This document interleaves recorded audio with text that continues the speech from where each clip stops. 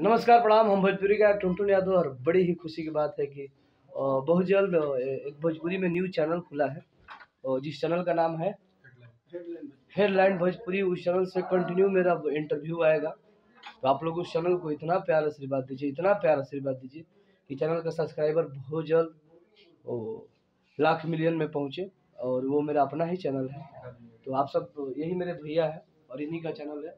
जल्द से जल्द सब्सक्राइब कीजिए। बहुत ही जल्द टुनटुन भैया का इंटरव्यू आ रहा है, वो भी एकदम हर टॉपिक पे एकदम झक्कास एकदम हमारे मेरे जो भी मेरे लाइफ की बातें हैं सब बातें इनके इंटरव्यू चैनल पे आएगा। तो प्लीज आप लोग सब्सक्राइब करिए। और जाते जाते हम एक गाना गा देता नहीं। हर की राजद के गाँव मछिया बांधे, अरे की अपना हो सर पर जनुआ हमार जेडी लभर जनुआ हमार।